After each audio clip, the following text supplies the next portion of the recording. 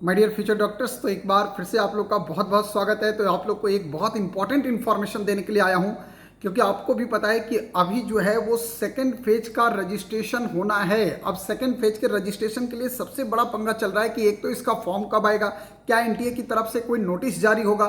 तो आपको बता दूं, बिल्कुल इसके लिए एनटीए की तरफ से एक नोटिस जारी होगा, और ये नोटिस आपका जो है वो रिजल्ट से 8 से 10 दिन पहले आ सकता है। लेकिन ध्यान रखिएगा कि सेकेंड फेज के एप्लीकेशन फॉर्म को भरने के लिए आपको कुछ चीज़ों की पहले से रिक्वायरमेंट होगी। क्या क्या आपको भरना पड़ेगा सेकेंड फेज के एप्लीकेशन में, ये आपको बता रहा हूँ। सबसे पहले आपको जब एप्लीकेशन फेज खुलेगा तो वहाँ पे पर्सनल डिटेल मांगेगा, जिसमें सबसे पहले आपको पूछेगा कि अगर आप गर्ल्स कैंडिडेट हैं तो क्या आप पेरेंट्स के सिंगल चाइल्ड हैं। अगर आप सिंगल चाइल्ड हैं तो उसको भरेंगे। प्लेस ऑफ रेसिडेंस आपका क्या है, आपका पूछेगा क्या आप माइनॉरिटी से बिलोंग करते हो, आपका रिलीजियस क्या माइनॉरिटी का रिलीजियस है। इसके अलावा मोड ऑफ प्रिपरेशन आपका क्या है, आपके पास पास स्टेटस क्या पूछेगा, ये पूछेगा। ईयर ऑफ पासिंग आपका है या अपेयरिंग कैंडिडेट हो। क्वालिफाइंग एग्जाम आपका लास्ट क्या रहा है। प्लेस ऑफ स्कूलिंग आपका स्कूल का प्लेस क्या है, टाइप ऑफ स्कूल या कॉलेज ये लिखना पड़ेगा आपको। क्वालिफाइंग एग्जामिनेशन स्टेट ये पूछेगा आपको। तो आपके पास क्या क्या चीज़ें पूछी जाएंगी ये मैं आपको एग्जैक्टली इस वीडियो के अंदर बता रहा हूं, ताकि आपको पता चले और वो सारे डॉक्यूमेंट्स आप पास रख सको।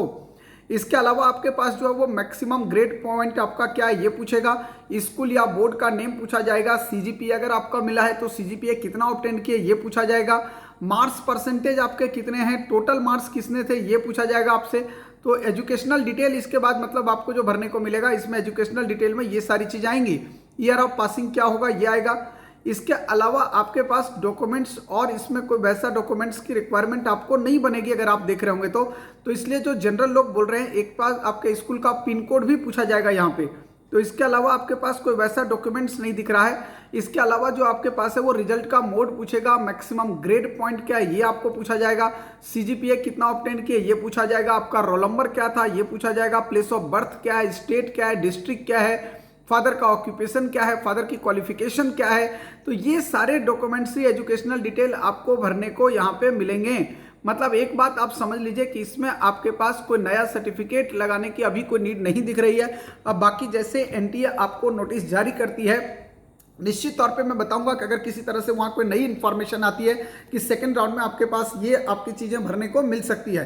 क्योंकि चूंकि अब एडमिट कार्ड भी जारी हुआ है तो हो सकता है आपका एडमिट कार्ड का जो रोल नंबर होगा वो भी आपको उसमें भरने को मिले। एडमिट कार्ड जारी हो चुका है तो एडमिट कार्ड का सीरियल नंबर जो रहता है शायद वो भी भरने को रहे।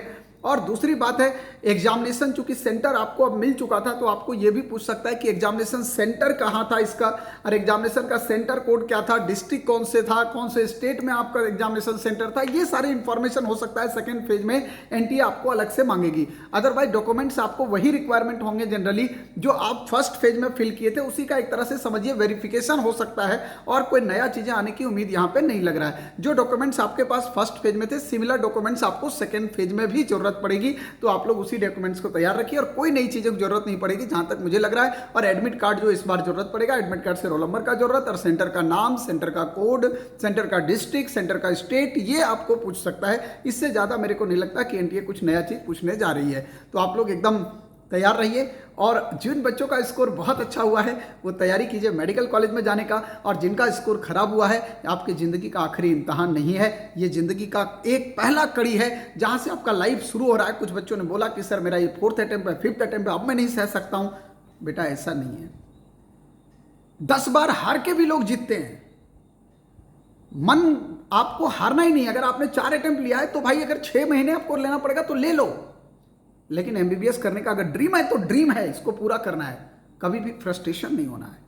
आप एक डॉक्टर बनने जा रहे हो, आपके जो सपने हैं वो लोगों के हार्ट से जुड़ा हुआ है, दिल से जुड़ा हुआ है। उस सपने को पूरा करने के लिए आपको खुद को बहुत स्ट्रांग रहना पड़ेगा। और मैं सभी पेरेंट्स से भी ये गुजारिश करूंगा, प्लीज अपने बच्चों पे मेंटल प्रेशर ना बनाएं।